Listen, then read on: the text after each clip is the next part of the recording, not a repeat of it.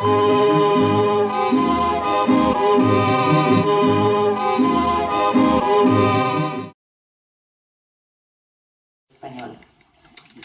Muchas gracias por estar aquí, pero ante todo quisiera agradecer a Ricardo Silva Santisteban. Comentarios sobre esto, Ricardo.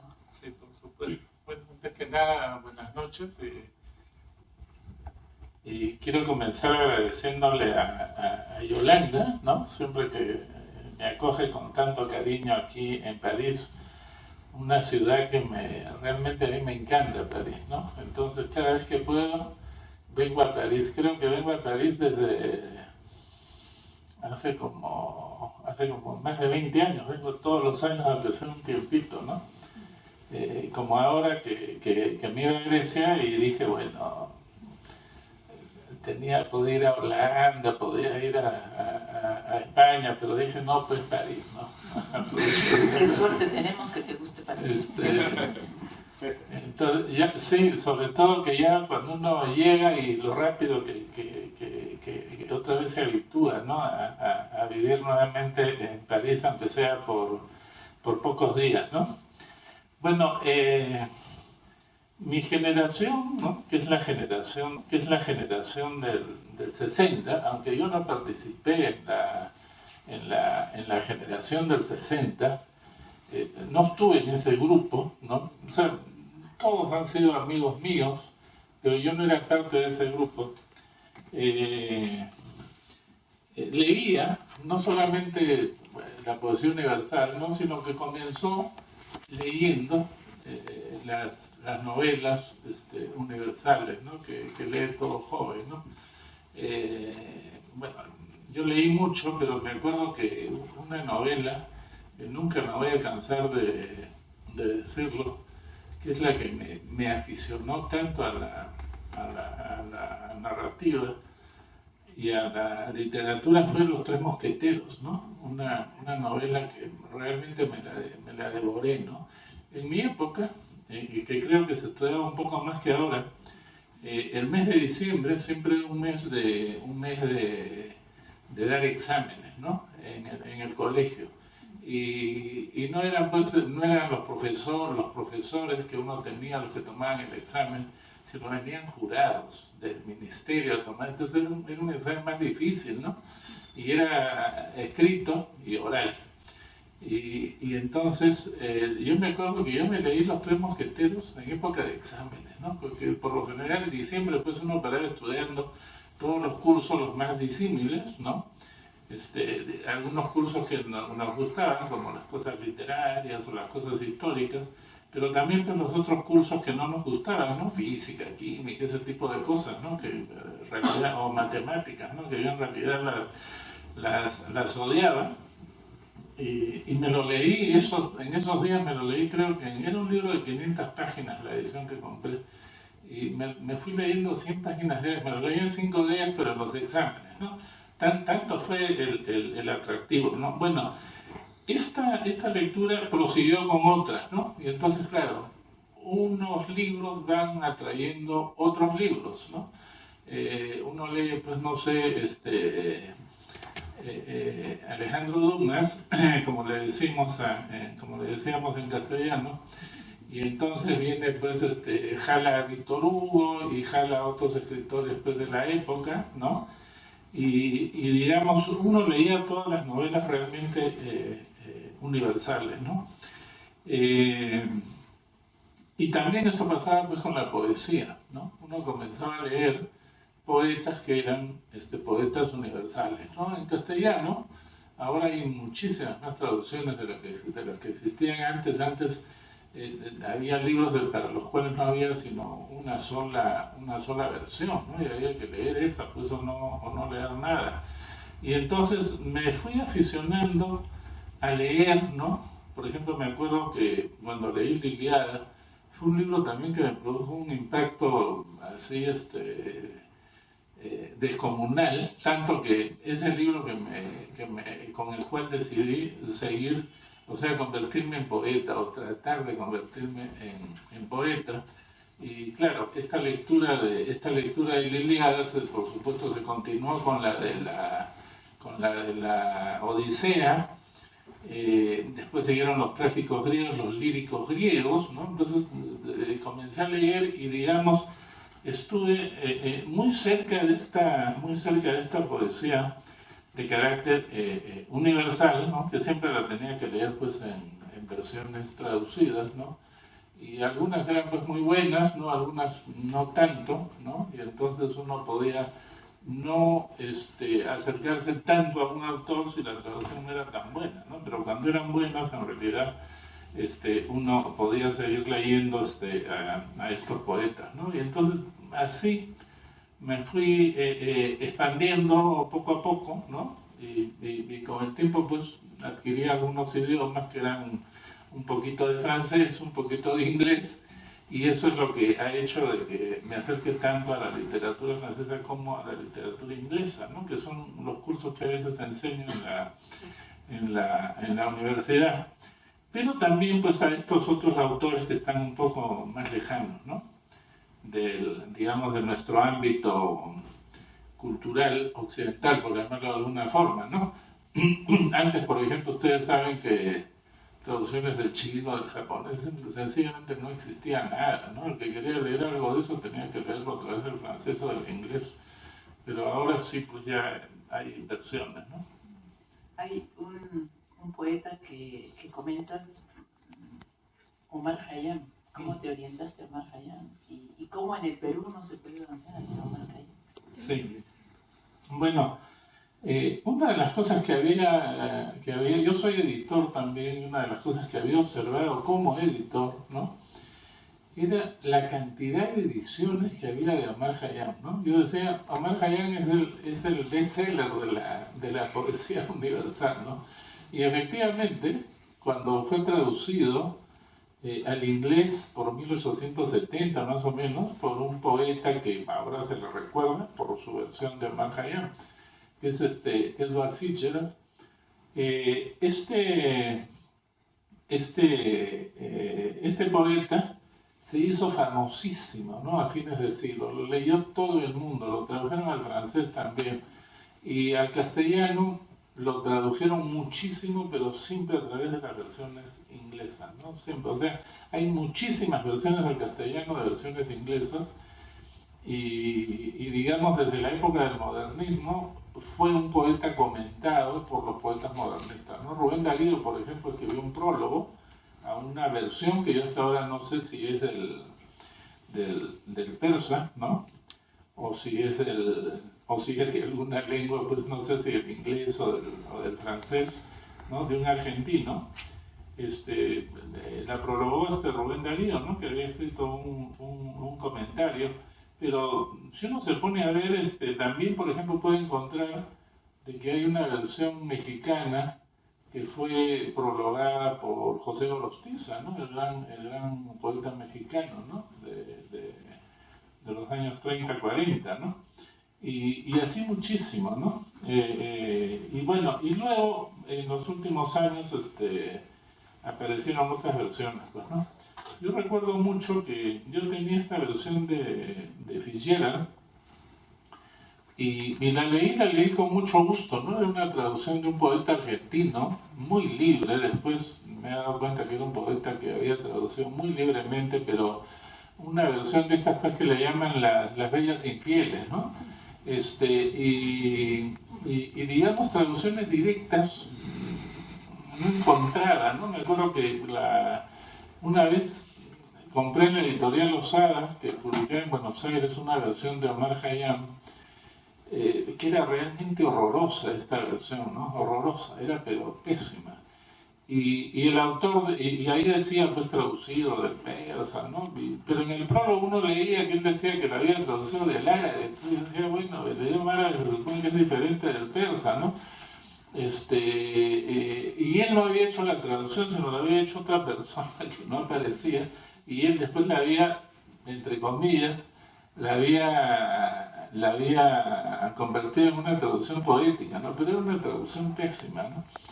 Y bueno, así las cosas, en la Universidad Católica, que hay un centro de estudios orientales, una profesora que es además poeta, que se llama Sadi Alami de Blanc, un día conversamos sobre la posibilidad de poner este libro en verso castellano, ¿no?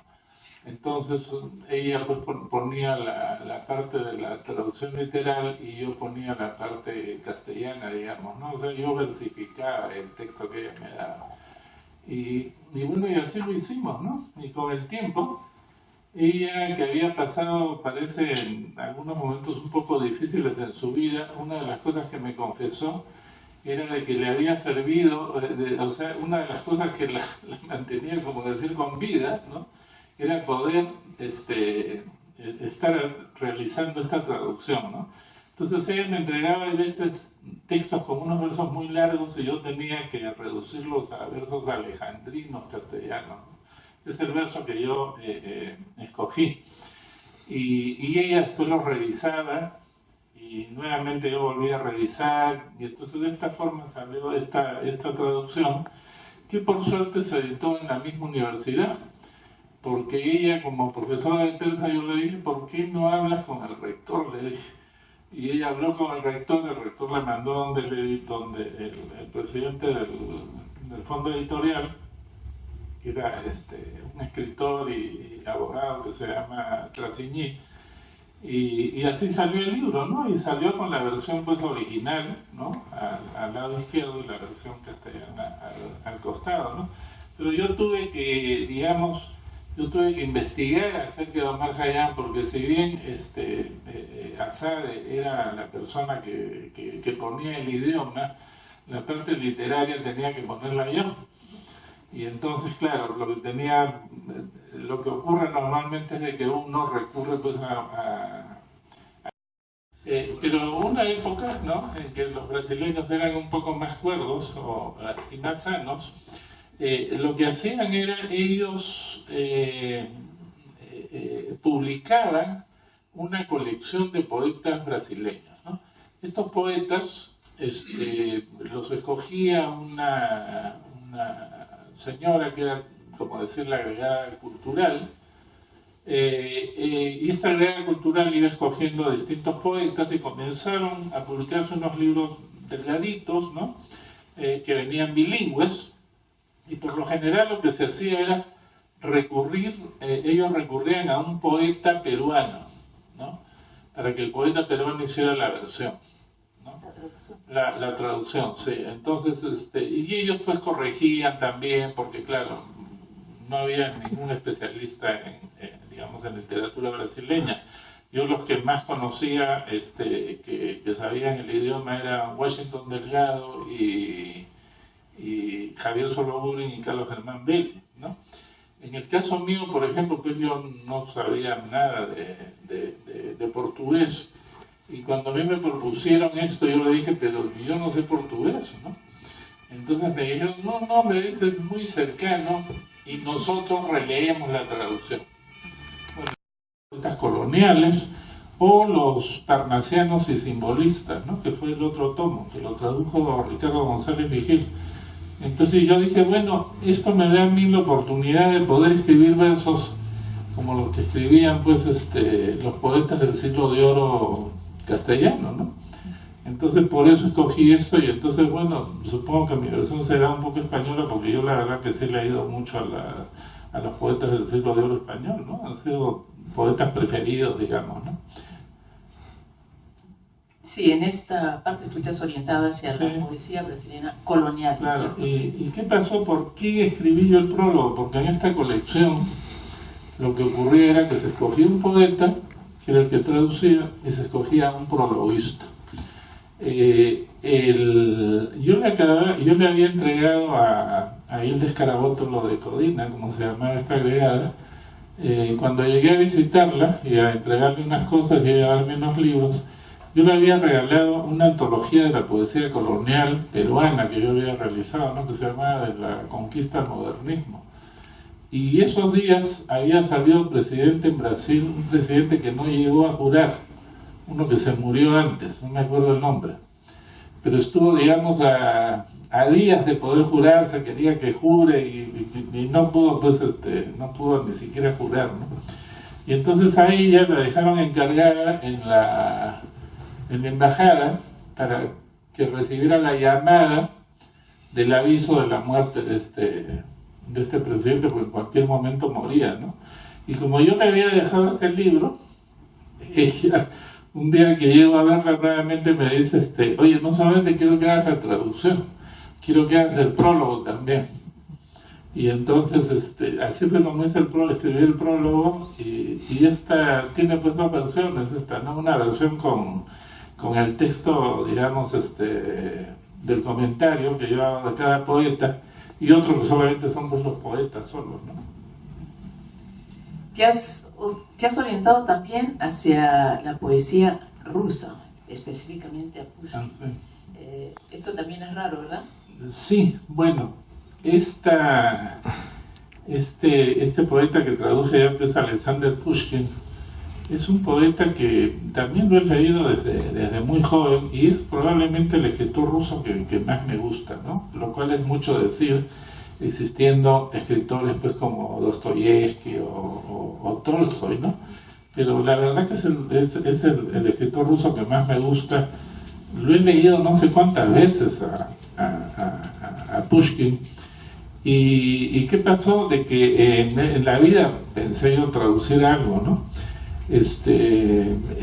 Pushkin es bueno como narrador, es bueno como poeta épico, es bueno como dramaturgo, ¿no? Y es bueno como poeta, ¿no? O sea, en todas las ramas que él ejerció, escribió grandes textos, ¿no? Y bueno, y a mí me encantaban las tragedias que él escribió. Él publicó 4 tragedias, ¿no? Se llaman las pequeñas tragedias, porque son brevísimas, ¿no? Por ejemplo, yo traduje una que es El Caballero Avaro, ¿no? Todas las demás estaban traducidas menos esa, ¿no? Entonces por eso tuve interés. Y esto fue una profesora, Anna Naumova, que enseñaba literatura rusa en la Universidad Católica. Entonces, como vino el bicentenario de Pushkin, en 1999 ella me invitó a participar. Y entonces yo le dije, ¿por qué no hacemos una traducción del Caballero Avaro, ¿no? Haz tú la versión literal y yo la pongo en verso, ¿no? Entonces, bueno, acordamos eso, pero después me dijeron que tenía que hablar, ya no solamente la versión. Entonces tuve que hacer en realidad el trabajo de traducción que había hecho con Ana, ¿no? Que, bueno, la misma cosa, ¿no? Ella me daba el texto traducido literalmente, yo lo puse aquí en decasílabos, ¿no? Que fue el verso que me pareció que debía traducir este texto, y tuve que escribir sobre las 4 tragedias, ¿no? Cosa que fue muy bien, digamos, porque no solamente pude publicar mi versión de la traducción, sino que con el tiempo publiqué las 4 tragedias en versiones de varios poetas, ¿no? Había una que había realizado el poeta Manuel Altós, que había traducido Manuel Altolaguirre por el año 37, 38, en la época de la Guerra Civil Española. Otra que había traducido José Emilio Pacheco, ¿no? Con el que me comuniqué, que era Mozart y Salieri, ¿no? Que es probablemente la más artística de todas las tragedias, de estas pequeñas tragedias.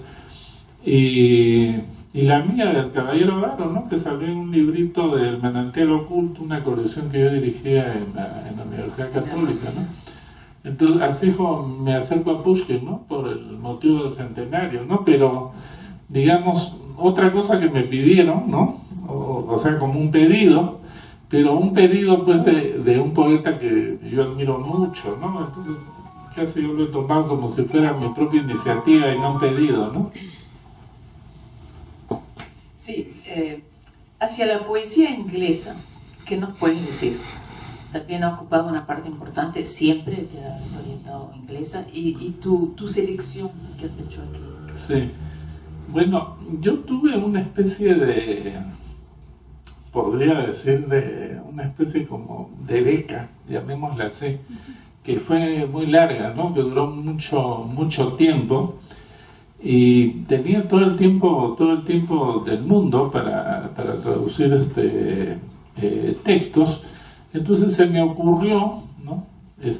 Proponerle a una amiga en Barcelona una antología del romanticismo inglés, ¿no? Pero esta antología era más bien una antología hecha en base a traducciones de otros escritores, ¿no? Esta antología consideraba narrativa, parte de filosofía y poetas, ¿no? Y dramaturgos también creo que había, pero el libro pues era demasiado grande, ¿no? Y entonces la editora me dijo, es demasiado, me dijo, yo no sé quién podría publicar este libro. Entonces en ese momento dije, voy a traducir yo. Entonces comencé a traducir, ¿no? Y en esta beca, que fue muy larga, que duró casi 3 años, comencé a traducir a los 6 grandes románticos ingleses, ¿no? Y además de eso escribí un prólogo que no está acá, ¿no? Nunca lo he querido recoger. Y bueno, y fue una traducción que finalmente lo publicó esta amiga en Barcelona, en una editorial que se llama Tusquets Editores, ¿no? Y bueno, y yo acabé, y digamos como que la beca se me vencía a fin de año, ¿no? Y estábamos, me acuerdo, por el mes de septiembre, más o menos, y yo dije, me quedan unos meses y yo puedo traducir ahora o nunca, pues realmente era ahora o nunca, porque si no, la verdad que no lo podría haber hecho. Se me ocurrió traducir El Prometeo Libertado de Shelley, ¿no? Un poema que nunca había sido traducido al castellano. Entonces comencé y estuve entre octubre y diciembre más o menos. Yo tenía que entrar en enero ya a trabajar, regresar al trabajo, y me traduje este texto, ¿no? Entonces lo terminé, y este texto estuvo listo pues antes del regreso al trabajo, ¿no? Y con el tiempo, ¿no? Cuando uno está en la universidad, una de las cosas que le exigen a uno es que uno tenga pues los títulos, ¿no? Sin los títulos no se puede enseñar, o ¿cómo se llama? O uno lo puede mantener en una categoría en la que no asciende, ¿no? Entonces se me ocurrió escribir una tesis sobre este texto y acompañar la traducción como un apéndice, ¿no? Como un apéndice a la tesis. Entonces el prólogo que había escrito para la música de la humanidad, que fue la antología que se publicó en Barcelona, la utilicé, digamos, como una especie de ingreso al romanticismo, ¿no? Una introducción al romanticismo. Y después escribí sobre Shelley, ¿no? Algo de la vida y sobre el poema, ¿no? Entonces, lo que está aquí en este libro es únicamente la lectura del poema, ¿no? Porque se trata de un poema, es un poema de carácter dramático, una especie de continuación del Prometeo encadenado de Esquilo, ¿sí? Y hay algunas ediciones inglesas que juntan los dos Prometeos, ¿no? El encadenado y el libertado. Y este poeta, Shelley con el tiempo, Shelley ha sido el poeta romántico inglés que a mí más me ha gustado, ¿no? Y es el que me sigue gustando más, ¿no? Aunque me dé cuenta que hay otros que pueden ser un poco más grandes, como William Wordsworth, por ejemplo, que tiene algunos poemas extraordinarios, ¿no? Pero Shelley es, digamos, un poeta pues preferido, ¿no? Y este texto, bueno, yo después tuve que escribir la tesis y acompañé pues el texto, ¿no? Pero el capítulo central del estudio, porque también había problemas de carácter textual con el poema, ¿no? Shelley vivía en Italia, le pidió a un amigo que cuidara la edición estuvo mal cuidada, según Shelley había muchas erratas, nunca se han encontrado las erratas, sino se supone que son tales porque la esposa de Percy, Mary Shelley, la autora del Frankenstein, ella hizo algunas correcciones y se supone que esas eran las correcciones que había hecho Shelley, ¿no? Y el otro poeta que he traducido, también hay algunos textos ahí es William Shakespeare, ¿no? Yo cuando enseño literatura inglesa nunca dejo de enseñar Shakespeare, ¿no? Es el poeta que dedico, digamos, el medio ciclo, digamos, de todo el ciclo completo, ¿no? Shelley, por ejemplo, cuando lo traducía y tenía todavía el texto inédito, yo trataba de enseñarlo, pero los alumnos pues no me seguían, ¿no? O sea, yo creo que lo veían demasiado complejo el poema, de todos los inconvenientes que tenía de la lectura, y yo soy de los profesores que piensan que a los alumnos no hay que darle pues cosas que los hagan odiar la literatura, sino que más bien que los acerquen a la literatura. Entonces con el tiempo Shelley salió de los, digamos, de los poetas que enseño, pero el caso de Shakespeare todo lo contrario, ¿no? Entonces muchas de estas cosas que son traducciones de Shakespeare son traducciones que he escogido porque son ejemplos de cómo funciona la dramaturgia de Shakespeare, ¿no? Por ejemplo, ahí hay uno que dice invocación a la fantasía de los espectadores, cómo era el teatro de Shakespeare, ¿no? Está en un párrafo que es en el inicio de la tragedia o drama Enrique V, ¿no? O un diálogo de Romeo y Julieta como ejemplo de un diálogo pues lírico, ¿no? Un diálogo lírico amoroso que es muy intenso, ¿no? De Romeo y Julieta, y está pues el famoso monólogo de Hamlet y cosas de ese tipo, ¿no? Y bueno, y los ingleses pues es probablemente los poetas que más he traducido, ¿no? Yo creo que en cantidad son los que más he traducido. Pero no te olvides de los franceses. Ah, no, bueno, claro. Con los franceses la cosa es diferente, ¿no? Yo en determinado momento de mi vida decidí ya no leer en francés y centrarme únicamente en el inglés, ¿no? Tenía algunos poemas traducidos del francés, pero me dieron una beca para traducir aquí en París, una beca que yo no solicité. En realidad me llegó la invitación, y me llegó la invitación por la primera edición de este libro, ¿no? Estando en casa de un poeta, de un recordado poeta, Javier Solobuden, ¿no? Cuando salió este libro, fui y le entregué un ejemplar y le dije, oye, si quieres más ejemplares, dime, yo te doy, haz circular el libro. Y me dijo, dame uno, me dijo, para Daniel Lefort, ¿no? Daniel Lefort era un diplomático francés en esa época, y entonces se lo dediqué a Daniel Lefort. No, yo no lo conocía, pues le dediqué el libro, y con el tiempo Daniel Lefort me invitó a ¿cómo se llama? Para postular a la beca de traducción, que espero que siga existiendo, ¿no? De algún autor francés. Y entonces, claro, la primera cosa que se me vino a la mente es ¿a quién traduzco? ¿No? O sea, ¿qué propongo como...? Yo había venido traduciendo a Mallarmé durante mucho tiempo, ¿no? Había como preparado una edición en la que yo tenía todas las traducciones de Mallarmé en castellano, y después esta fue mi tesis doctoral, ¿no?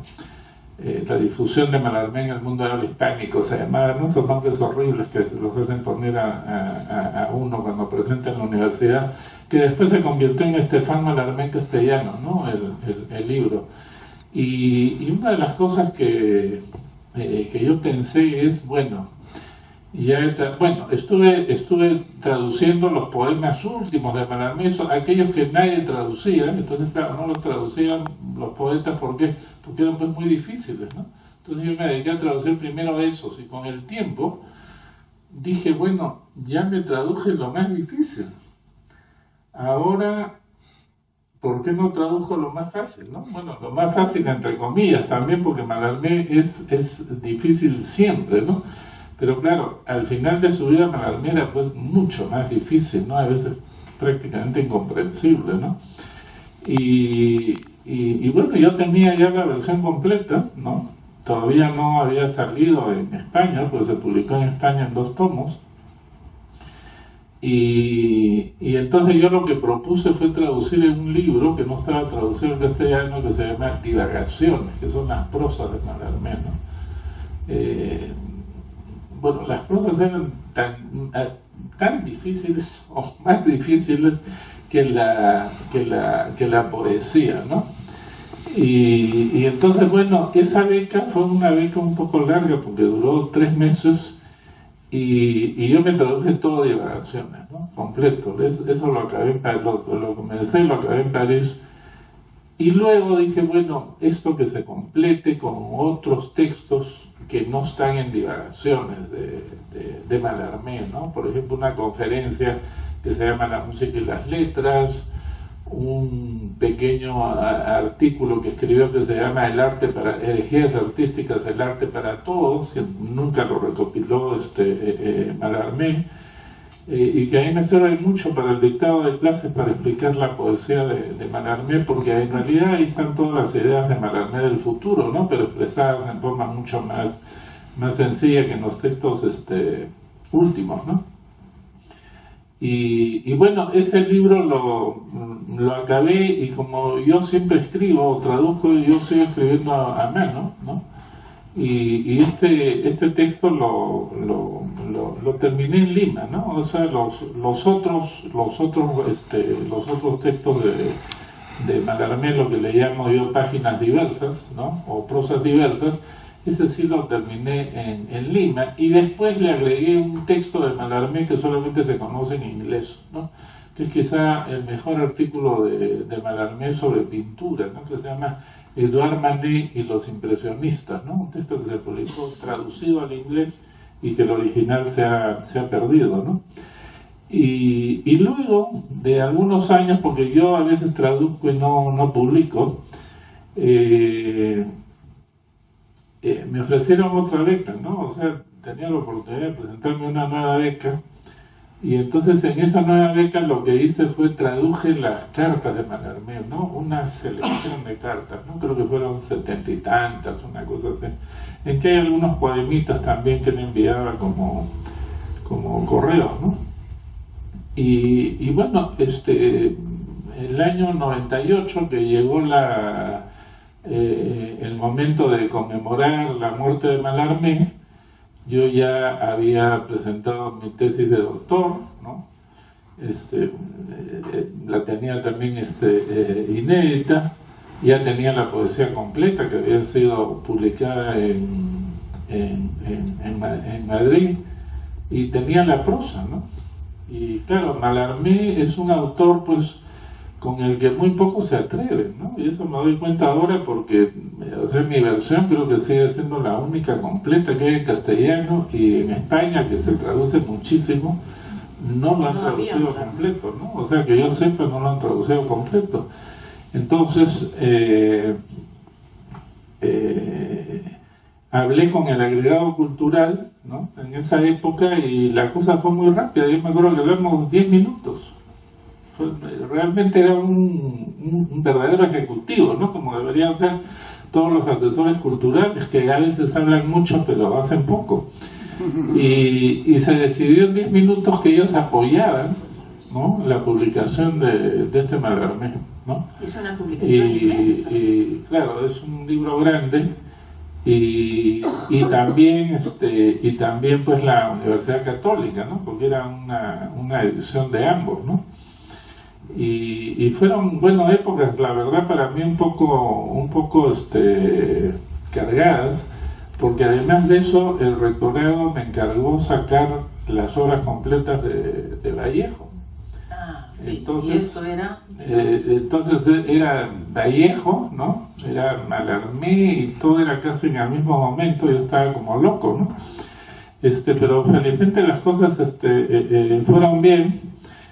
Y el libro salió, y después de eso he tenido la suerte de que he podido publicar nuevamente la obra completa, bueno, no la obra completa, la poesía completa, y un texto que siempre había estado publicado en forma aparentemente no fallida, pero sí manipulada por el yerno, el igitur, ¿no?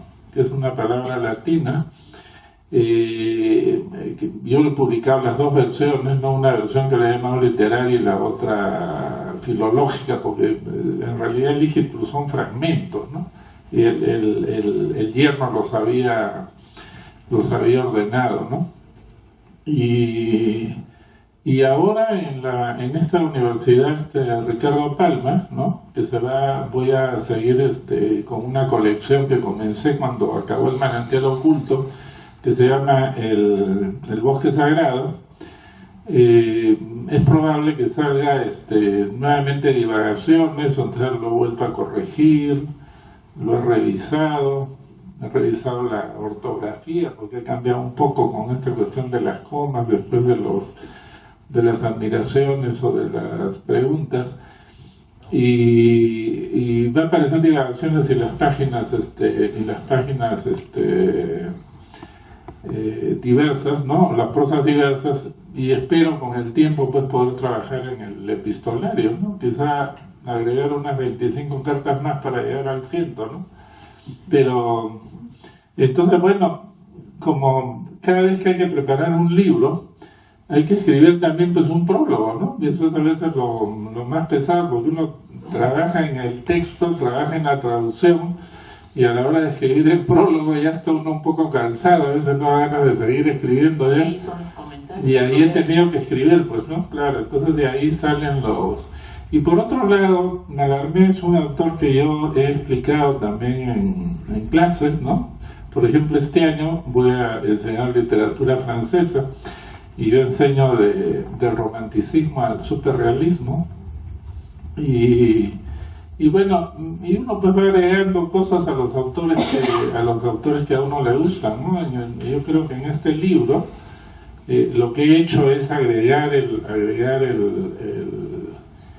la siesta del fauno, ¿no? Pero con un comentario, ¿no? de las cosas que yo explico en clase, ¿no?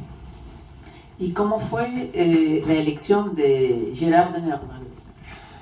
Gerard de Nerval. Bueno, eso también por las clases, ¿no? Como yo dicto del romanticismo al superrealismo, yo en realidad pues no dicto a los románticos, estos que podemos considerar oficiales, ¿no? Sino yo comienzo con los poetas de la modernidad, ¿no? Que era Nerval. Entonces, bueno, yo comencé a leer a Nerval aquí en los años 90 porque encontré pues algunos de sus textos, y bueno, Nerval es un autor pues fascinante, ¿no? Y entonces comencé a traducir. Me acuerdo en alguna de estas becas de traducción que me dieron, me acuerdo que Aurelia la traduje acá en París, ¿no? Y lo publiqué también, y yo había traducido las quimeras, los sonetos, pero después se me ocurrió también, porque tuve otra beca de traducción, y entonces ahí escogí sí definitivamente Nerval, y traduje mucho, ¿no? Traduje creo casi la mitad del libro, ¿no? Y después tuve la suerte que fue ya, me parece que fue uno de los últimos libros que salieron en la Universidad Católica, en la colección Obras Esenciales, salió en 3 tomos, ¿no? Pero creo que salió bien porque salió no solamente la traducción, sino una edición bilingüe, y además de eso le agregamos ilustraciones, ¿no? De todos los grandes ilustradores que ha tenido Nerval, ¿no? Pero Nerval era, digamos, mi caballito de batalla siempre al comienzo del curso, ¿no? Porque explicar pues a Aurelia, explicar Sylvie y explicar las quimeras, ¿no? Entonces, claro, he escrito sobre Nerval, tenía muchos fragmentos, ya con el tiempo ya eso se convirtió en un estudio muy largo. Aquí solamente hay sobre 2 sonetos, ¿no? O sea, la parte poética nomás, ¿no? No está la narrativa ni las otras obras, ¿no? Las quimeras, ¿no? Okay. ¿Y qué otro poeta francés te ha impresionado como ellos? Bueno, Baudelaire, ¿no? Que es un poeta que... En estos poetas que enseño, yo enseñaba al comienzo mucho Mallarmé, ¿no? Pero me fui dando cuenta de que los alumnos a veces no me seguían, pues, porque Mallarmé es muy difícil, ¿no? Y comencé a enseñar Baudelaire, y Baudelaire fue